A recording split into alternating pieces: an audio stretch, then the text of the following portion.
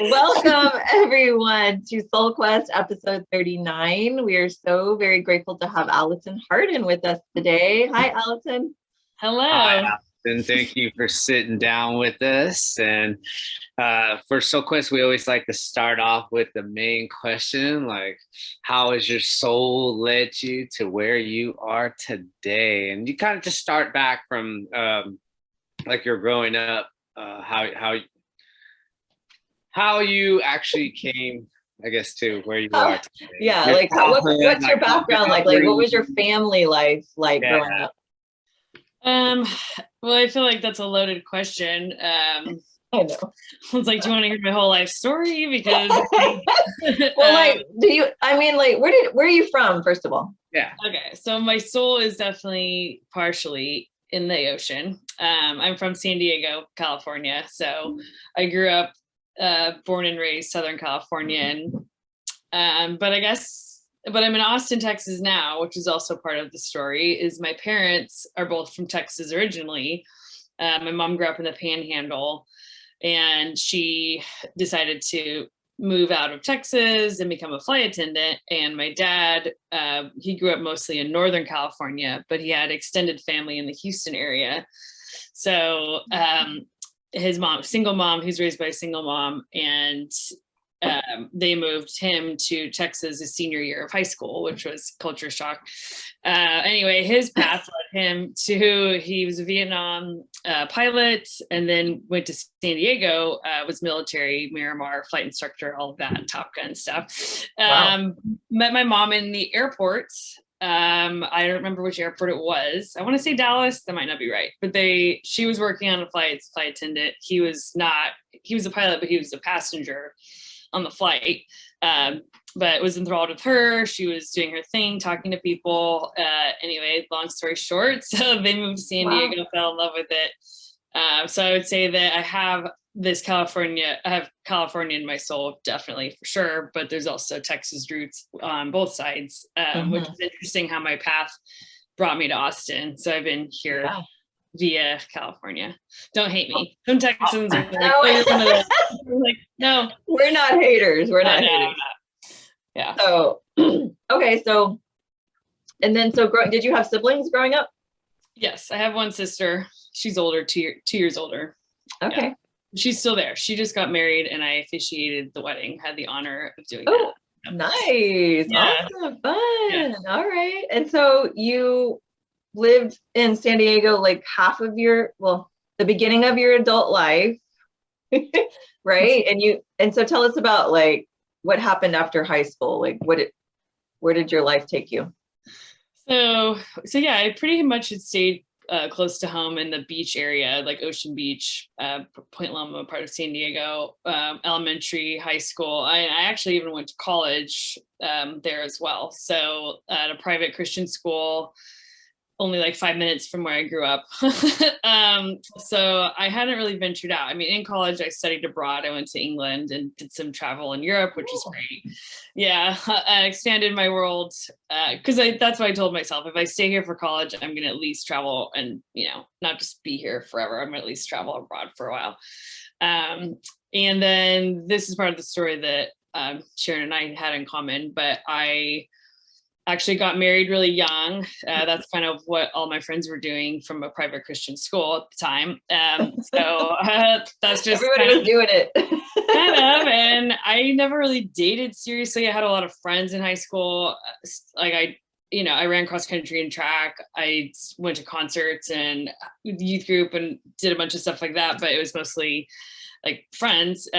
But I, was dating actually a youth pastor. So I was volunteering at the time with the youth group. Yeah, I know your face.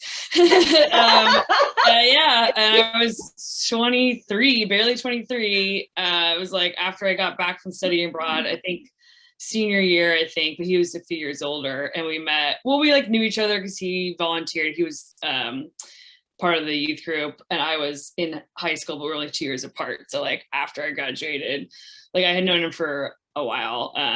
So yeah, I did all that. I got married really young, and that's part of the rest of the story, that I'm obviously not married anymore. And Yeah. So how old were you when you got married? Barely 23. Yeah. Okay. So I turned 22 in June and we got married in September of 2007. And I graduated from college in 2006. Any kids? No, thankfully. Yeah, I know, right? It made it easier, huh? Yes. And a blessing too is, he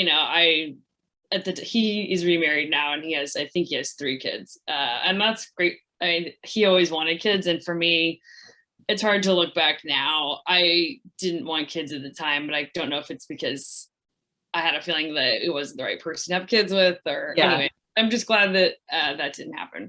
Yeah. Right. Yeah. Wow. And what led, how long were you married? Almost 5 years. So this is a part of the story as well.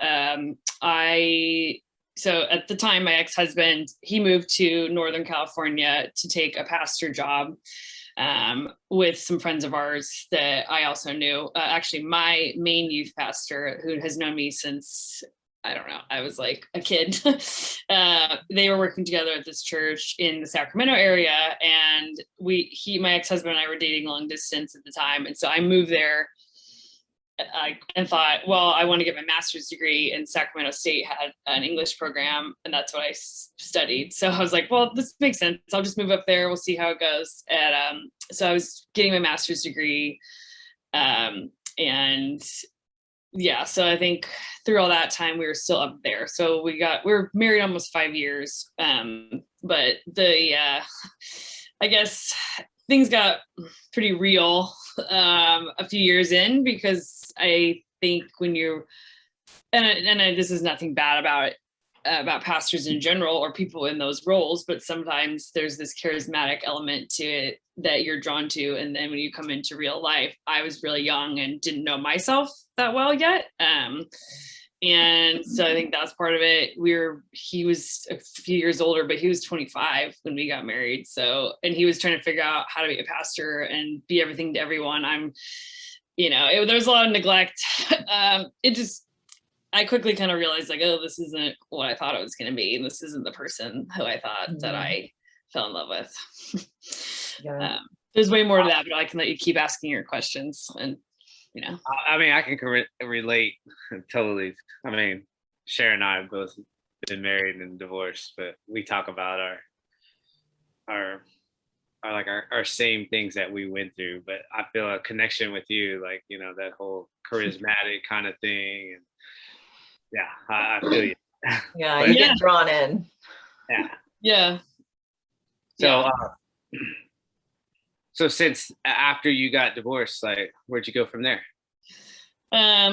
Well, there's a kind of crazy story. This is what I shared with Sharon too. Yeah, this is how Allison and I know each other, is because we were in a book club together. And her and I were virtual on the book club, but there was an in-person book club, and she was talking about something that happened while she was married that caused her to get divorced. And then I think it was just like, she shared this like really personal thing, and I was like, oh, I love this. I want to talk to this girl. But the book club just kept going on. Yeah, like nobody said anything, so I was like, great. I just make everybody really awkward. Like, okay. I was like, all right, moving on. Oh, I messaged her privately, and we're just having a side conversation, and then afterwards we called each other, and it's like, we've known each other for years. Yeah. So, which is a good example of me, of like, sometimes you never know who will benefit from your story. And totally. I felt isolated being so young, because I got divorced, I was 26. And no one in my family is divorced. And thankfully I had one friend, one of my best friends, Christy. She had a similar situation. She went to the same college. She married her longtime boyfriend. He ended up having an alcohol addiction issue that caused them to break apart. But if I didn't have her to talk to, I don't know what I would do or what I would have done. Like, I was depressed and anxious, barely eating. It was a really, really hard time. And I don't know. Anyway, she was a godsend. she's still one of my friends. So the two of us had talked about that. This is why I love sharing this story, and why I'm glad I said it on book club, because it felt a little weird. Like, oh, that was personal, but you never know who might need to hear it. So all that to say, so I think this was in 2009. I finished my master's degree and I was working part-time at a newspaper in Northern California. But it was during that time of, it was like print paper and newspapers weren't ready to go online yet. So there were a lot of layoffs and I got laid off just because I was the youngest person on the staff. And my boss actually cried when she had to lay me off. It was really sad. Wow. Yeah, so I didn't have a job, but I was finishing school and I put my resume out. And this is one of those magic universe things that I had my resume on, I don't know, a bunch of websites. And my phone number is the 619 area code, which is a San Diego area code. So I had never changed my number living in Northern California. And I still haven't either. But I remember this one day, I was driving, I remember the street I was driving on, and I get this random phone call, and I hardly ever answer my phone. But for some reason, I felt like I needed to answer it. I think it said it was coming from San Diego. So I pulled over on the side of the road, answer this call, and it was a recruiter who said that they had seen my resume on one of these websites and they thought I was already still in San Diego. And it was for a San Diego job at a medical journal, which is exactly what I was trying to find. I was trying to find jobs and I couldn't find anything else in Sacramento, and I was feeling kind of discouraged.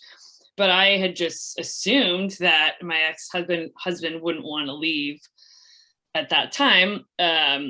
However, I mean, there was some stuff going on in the church that wasn't good. There was a new pastor and the two of them didn't jive.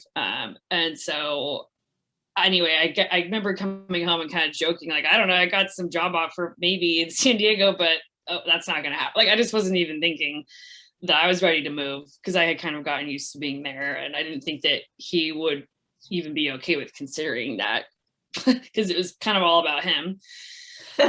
It was in his life, but he was really open to it. And he said, well, why not? Like, why don't you go for it? He was wanting to be supportive because he knew that he had neglected me with his career and my life. It was kind of like, he felt like it was his turn to be supportive, but also he was looking for a way to get out of a bad situation at the church. So I mean, it's just crazy. It's crazy now to think about it at the time. And I remember exactly how I felt. And I think it was raining that day. I remember exactly where I was on the streets. Really weird. So I applied for the job, ended up getting the job. And it worked out that he had some stuff to take care of. We actually bought a house that we had to deal with. So I moved back earlier than he did to start the job. It was May of 2010. And so I moved in with my parents, and there's some other things that weren't good about my marriage, but I don't think I realized how bad it really was until I finally had time without him. And I felt like I could just breathe and actually be myself and do something that I was passionate about and not have someone else controlling what I did all the time, controlling my schedule and not being available when I actually needed. Wow. So yeah, then the first day of work, I'm getting introduced to everybody and I shake hands with somebody, one of the coworkers, and I shook his hand and I felt something and I was like, okay, something is going to change in my life. I just knew, and there's more to that, but I'll stop there if you have anything else. Wow. Yeah. Yeah. Interesting how the journey takes you into all these learning opportunities and opportunities to coerce you to, make a change. It's time to change. Yeah. Wow. Okay. So then, so how long did you stay at that job? 2.5 years, I think. And that was a blessing that I was able to keep that job because, things got pretty bad. I was basically denying the fact that I had feelings for this coworker, and we were really good friends. And also it was like I was working with people that were smart and fun around my age, and so there were a lot more activities. And it was a journal for EMS providers. And so my boss, I was in downtown, we would do these conferences and meet all these really smart, fun people. It's probably the most fun job that I've ever had. And my boss was kind of like a father figure to everybody, and he's just a character. So that was my haven. like have people around. And then it did get complicated that I was working with, you know, this other person. Yeah. But it came to a point ahead at one point where, you know, I think I realized how emotionally empty I was from the marriage. And then after like a year and a half of this friendship, and in the meantime, my ex-husband moved back to San Diego, decided to leave the ministry, and like, yeah, totally changed his career. Wow. And so we were living in my parents' house. So there's a lot. And he Wow. decided, and that was kind of the thing, was he was like, I want to move here to support you and have a job that's I'm a little bit more available. And I was like, okay, great. But he became a police officer, which is, I would say, even worse. And Wow. I didn't support that. I didn't like that decision. And that was another issue. Like, we weren't on the same page with that. And so then he felt like I didn't support his life. And I kind of didn't, because I thought, well, you're working nights. I'm still not going to see you. I used to work nights. Like, this isn't helping this at all. And so I was kind of separating my life, because he didn't support my life anyway, really. So kind of all came to a head. Yeah. Challenging for sure.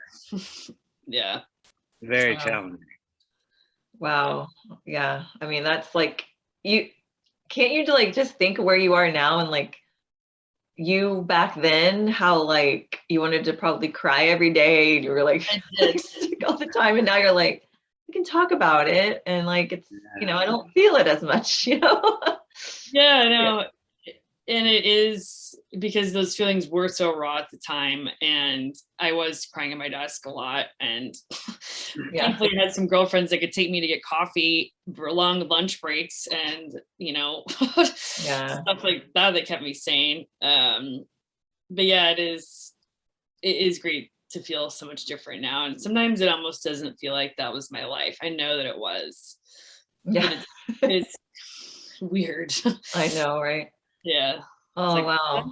I guess that all happened, but I was such a shell of myself too. And you can see in the pictures, I look at myself and I can see, I was so skinny and my eyes just look glazed over almost. And now you can see so much more joy on my face. But you don't notice when you don't have something to compare it to yet. Wow. Okay. So then, so how, Cisco, go ahead. You wanted to ask her. Just like, so what are you up to these days? You know, like, well, how did you end up in Austin? Well, obviously it didn't work out with this other person either, but he and I dated actually for a couple of years. The guy in San Diego. Yeah. Okay. But so that was the catalyst. He was a catalyst that helped me realize that I had the capacity to have feelings with someone else. So something is clearly not right with what I was doing. And B, like, I never even would have considered getting a divorce. I would have just stayed, I think. So that was kind of like the push that I needed to get out of that situation. And, you know, ultimately it didn't work out, but I think that's okay. You know, like, that's what was needed. That was heartbreaking too. It took me a long time to get over that, but but my Austin story is a really crazy fun one too. It's another magical moment.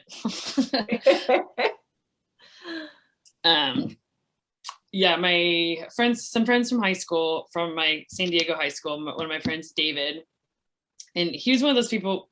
We were friends because we had Spanish class together like every year, but we didn't like hang out really, but we always just had this friendship. And he moved, and we kept in touch since high school, and he moved to Austin. I knew that, but only through like Facebook and stuff.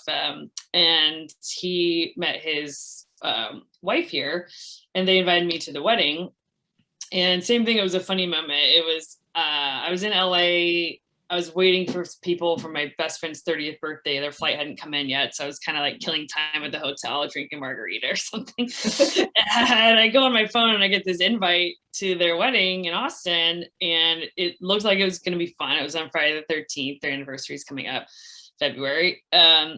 and same thing, it was kind of on a whim of openness of like, that I think I should go to that. And my cousin lives 2 hours from here, and she had always told me I would love Austin. So I sent her a message like, hey, I don't know, this looks like fun. Do you want to go to this wedding? And she happened to be free, and she was like, sure, let's go. And it was, I think this was in December and the wedding's February. So it was like not that much time in advance. So after that weekend trip in LA, I came back, and I had never booked Airbnbs either, but I found one. I looked at a map, and there's a girl on the profile picture, and I'm like, she looks cool. She looks like she's around my age, like whatever. I sent her a message. And so we book it, and my cousin Haley picked me up at the airport. We drove around, and I walked into, she's now one of my best friends, and she lives across the street. So like where I'm sitting, her house, I could see her house now, but she was my Airbnb host. And we just hit it off. We had some other crazy things in common. She also loves San Diego. Her favorite like local bar that she used to go to was actually mine in San Diego. There was 2 of them, and we knew, yeah, weird. Wow. The San Diego one closed, but at the time it was open. So What bar is that? it was called Halcyon.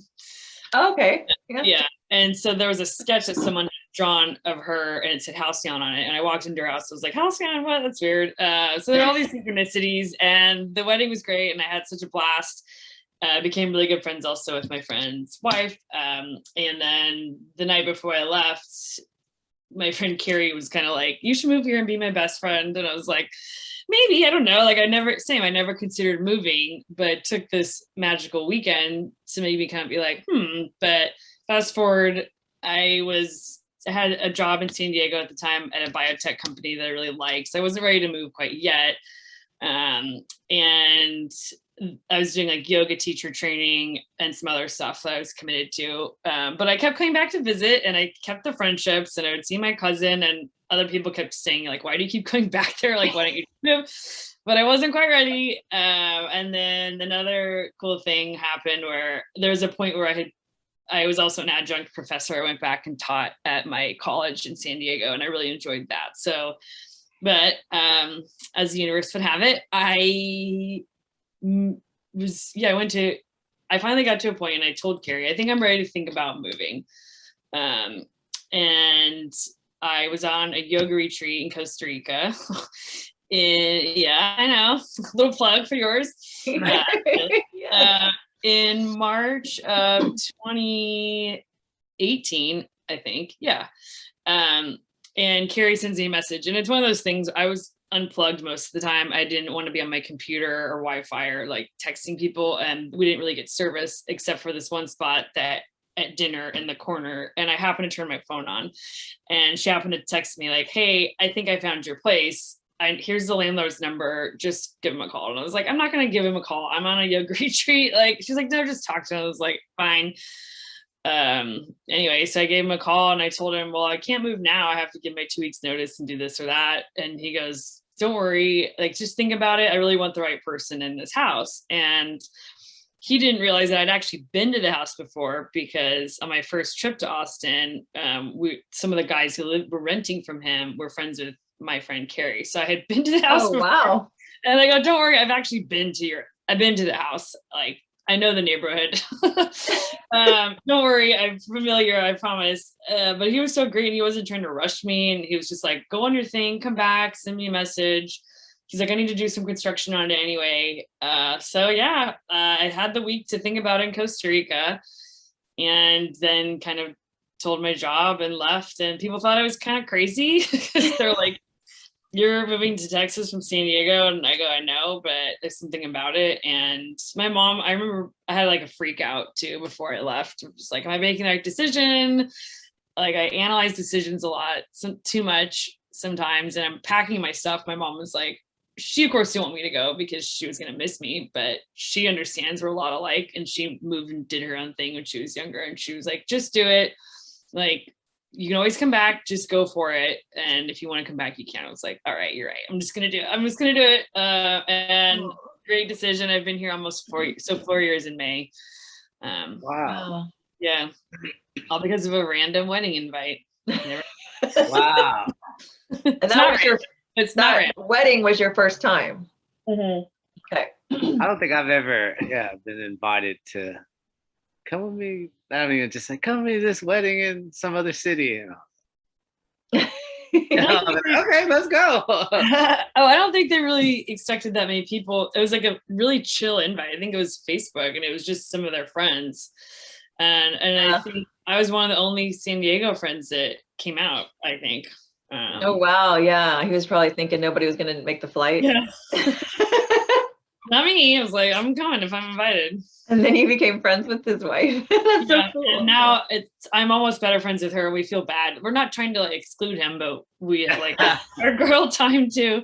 But yeah, they're great. That's They're amazing. very grateful for them. Yeah. Awesome. And so while you've been in Austin, what have you been doing? At first I was working remotely for a San Diego company, a similar tech company.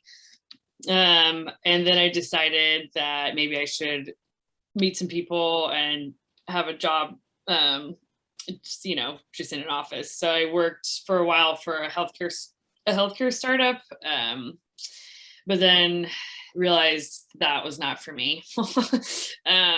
Just cutthroat, like fast-paced lifestyle of always having to be on. And I've been in corporate jobs. I've been a writer and editor for 15 years now, and it just wasn't the right fit for me. It wasn't the right cultural fit. So yeah, right before the pandemic, it was just at a point that it just wasn't good for me, like mentally, or my performance was suffering too. And so I decided to leave on my own, which, I mean, I have always had a job lined up after every job, and this is not something that I had ever done. And it was March of 2020. Didn't know that the pandemic was going to be happening, and I put my 2 weeks notice in, and the last week of work was when everybody had to go home and work remote. And so I had to turn in my computer by like courier service. I didn't get to say goodbye to anybody. I had so that was weird. And I remember people also thought I was crazy for that. And they said, why can't you just stick it out for a couple more months until you have something? Or like, can you tell them, because of the pandemic is happening, like, can you try to get your job back and stay? And I'm thinking, no, I know this is not the right thing for me, and I'm just gonna have to trust. And I had some connections that I had done freelance work on the side. I also was teaching yoga at Core Power. I taught in San Diego and then transferred over to Austin. So I was teaching before the studio closed down. And so, I started my own business in 2020. Wow. And I've been doing that ever since, content writing. Yeah. Awesome. So you actually quit your job thinking that you were going to start your own business? Or did you not know that yet? I think I knew that that's what I wanted to do at some point, but I wasn't expecting to do it then. So at that point, I was still looking for full-time jobs and applying and interviewing for all these other things that were traditional to what I had done before. But I also kept connections with some freelance people, but I didn't know exactly how it was going to pan out. Yeah. Wow. Hey, what kind of writing did you say you do?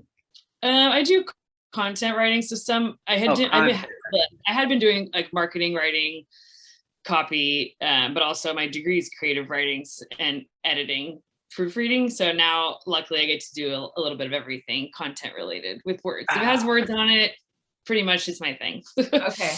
So I thought you said concert writing. I was like, man, you go to shows and do reviews and write. Well, dude, so that's another part of me. I don't even know if anyone knows this. That's my dream. Like, my favorite movie is Almost Famous. Oh, yeah. And I DJ vinyl around here on the side. I spin records at a couple places too. Oh, so, cool, dude. Yeah, huge music writer. But my dream would be to be a music writer, and I guess I could always do it. So maybe I'm putting it out there right now. Yeah. Awesome. Cisco DJ. Well, I heard the wrong. I thought I heard concert. That's why I brought it up. I was like, concert writing? Like, you write for a concert? But yeah, I've been spinning records since I was 18. So yeah, I've had cool. Huge library of vinyl. But yeah, I love it. I just love it. Any and everything. So Me too. And it's taking over my house, but that's okay. Yeah. Love it. All right. That's so cool. Yeah, I'm only vinyl, and that I feel like kind of fell in my lap too, which is really cool. What kind of music? Cool. I mean, we could probably go on that for a whole nother. yeah, for sure. I'm sure. Awesome. I love that. It's so fun. Yeah. Okay, so tell us about, okay, so you started your business, and what challenges have you done or gone through since you started your business? And what's your business name? It's called M-Editorial. So a lot of people like the word EM. Like there's different dashes on your computer. There's a hyphen, which is the smallest one. There's a middle one called an N dash with an N, and there's a bigger one with an M. And I used to tell my students, because they couldn't remember it, an M is longer than an N, and so like that's the longer dash. Pro tip. Oh. Cute. Super nerdy, and I can actually show you the business card right here. That's just easier, a visual. But M dash, I love it. yeah. So that's the struggle, I think, at the beginning was, well, one thing, the timing and the pandemic. And then I also kind of just needed my own time to decompress after everything that was happening. So I think I spent a few weeks just trying to not stress, because I've noticed when you're panicking and when I get into this like grasping mindset of trying to control things, it doesn't work out. Right, and then you're forcing it and it doesn't work out. So I right, and the surrender experiment just totally solidified that for me. Totally, exactly. And that was an example of, okay, like I need to like surrender to God. This is out of my control. I'm going to do what I can. You still have to work. I mean, not work necessarily, but there's still things that you have to do. But I told myself, like, I need this time to chill. I'm going to read. I was reading science fiction. I read Dune and like just kind of took my alone time. And then I thought, okay, well, I have some people that I could reach out to in my network. I'll just put the feelers out and see if anyone needs help with content. And so I kind of started to do that. And then a friend of mine who has a financial services business, she needed help. She needed somebody to take over marketing. So pretty much, luckily, I had that pretty early on. And then one of my other contacts that I had done freelance with, they happened to need a writer to help with their content. And so I'm still working for them, actually. They're one of my like main clients. And then my network that I had kept through. So in San Diego, there's a really big healthcare technology biotech world, and I've kept those connections up. So I had done some projects through people that I know, or people referring me just because I put it out there. And I told people, and then it was great. It has come back, and I feel very, very grateful for all those people who remembered working with me, or, still wanted to refer me to their friends and other people. I think all my business really has been through referral, personal contacts. Yeah. That's amazing. You just threw yourself out as a free agent. Like, I'm out, call me if you need any help. Yeah.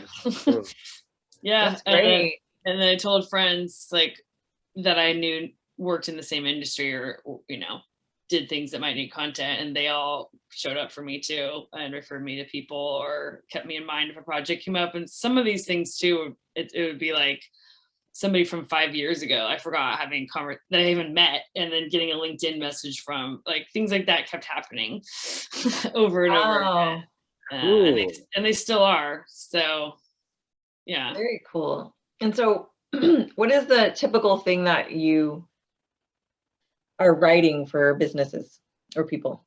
I guess I didn't answer the challenge. So you asked me what the challenge was. I don't know. Oh yeah. And I'll answer the other one too. Okay.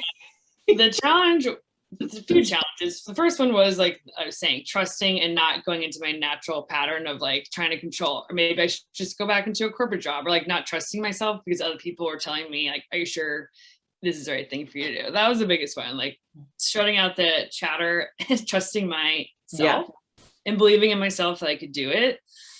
And also the work-life balance, well, working from home and then all of a sudden being my own boss has been a hard transition, because for one thing, it was like, oh, I'm my own boss.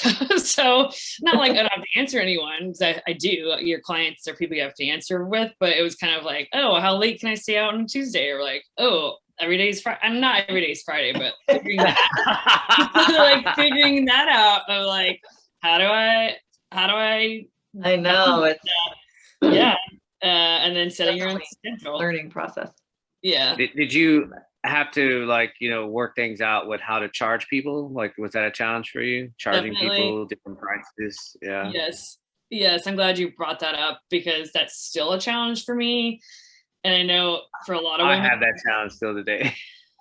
Yeah. And it's hard because for me, I'm trying to work on this too. I'm always in this, like, not always, but there's this fear you have that you're going to say what you really think, and that they're going to either reject you, say it's too high, or not want to work with you. That is the story of my life in charging people. Yeah. Because I work for myself. I've been working for myself since I was 20, like 21. So like, but it always works out. Here we are 26 years later. But I mean, it works out to get you by, but it's not like it's made me rich or anything like that. You know what I mean? Yeah.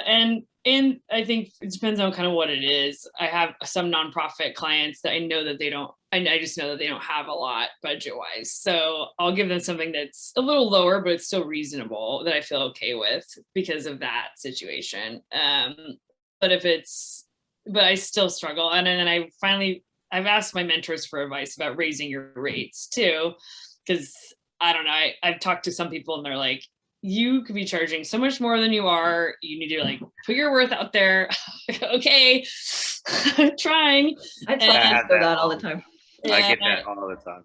I had a recent new job, and I'm glad that this person, she knew me before and she was really honest with me, because I don't know. I hate that question. Oh, well, like now I know a rate, but sometimes people say, well, what do you think you're worth? I'm like, I don't, that's kind of a question is that. So I didn't know what to say about my rate to somebody at this new job. And she goes, just so you know, she's like, they wouldn't bat an eye at this amount. So you should definitely ask for that. And I'm going to make sure that they do. And I go, great.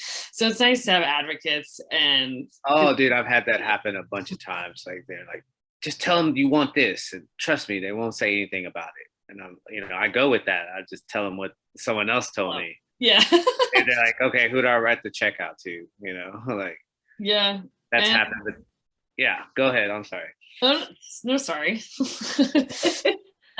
No, I was just agreeing with what you're piggybacking on what you're saying. I've also learned that usually if there's some kind of issue with that it's not the right person. And sometimes certain clients, you're not supposed to work together. Or I said yes to some that I was kind of like about at the beginning, either for money reasons or just seeming like it wasn't going to be in alignment. And then it usually ends up that it wasn't. So I've also tried to learn. That's a challenge too, because at the beginning I felt like I need to say yes to everything because I need to make money, and I was freaking out, kind of like I need to say yes to every client. And then I took on a few of those, like, yeah, this isn't a good fit. Why did I do that? Yeah, I've been there as well. Exactly. Like I said yes to someone that I was like, as soon as these sessions are over, I'm not gonna try to, get you back, or I won't try to ask if you want to go more, Yeah, totally. Like that's always just been an issue with me, always. Like, yeah, my whole life. Like I feel bad. A lot of my clients are friends too, and I just don't like I want to give them a deal. Yeah, that's a sticky part too, when your clients are friends or when your clients become friends. Right. Yes, and that happens to me. All my clients become my friends. That's good though. I mean, I think if they become your friends later after you work for them, that's different than starting out. That's true. They look out for me though. You know what I'm saying? Like they know. I mean, I had to raise rates just this, in January on everybody, just about everyone. But yeah, I felt awkward doing it. But man, everyone's raising rates on me right now. So. Right. It's just, you got to do it, Yeah, it's terrible to send that email and be like, Exactly. That's how I feel, or the text message, Yeah. like I got to send this text message. I'm like, ugh. And I'm like, do I hit enter, and then doop? Yeah, I But could they never say, question me. They don't question me still, they don't say, oh no, that's too much, or But like yeah, you I said, can if they say that. say that, if they ever question that, then I'm just like, all right. So I used to make stuff, and I made stuff out of rubber, and like people would be like, oh man, this is just rubber too. How can you be charging this much for a piece of rubber? It's like, do you? There's time and effort and breaking needles and like there's a song on Instagram that's been going on. It's called "It Costs This Much" because it takes me fucking hours, and I love that song. But Well, it's yeah, all about tell people people, that. huh? Yeah, people don't understand that sometimes. They don't know the No, time. they don't. Yeah. Yeah. I like to make a lot of things, but then when I really like think about the time and effort and what I had to pay for my, all my parts and tools and utensils and like, they question me about it. I was like, if and then like you said, if you have to question me about that, then you shouldn't be buying from me. You know what I'm saying? Or Yeah. don't ask for my services or something. So Yeah. I'm usually on the fair hookup deal kind of guy. That's good. I mean, I have had some lessons learned with that. Lessons learned. I try to not work for friends when money's involved. If I will do favors for people. I'll be like, sure, I'll proofread something for you. I'll look at your website, like no problem, with easy, quick things like that. I'll just do that as a favor. But yeah, if it's anything else, I personally, it just causes me too much stress. But like you said, I've become best friends with some people who used to be bosses or workers, and I like to be really close friends with people I work with. But after it's been established as Yeah. business relationship, and if you can keep those, I did work. One of my friends she was the one who helped me out at the beginning of the pandemic with financial services.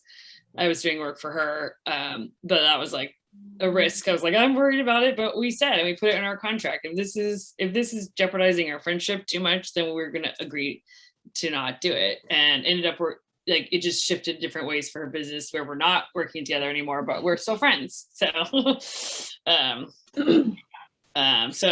but what kind of writing that I do, kind of a little bit of everything.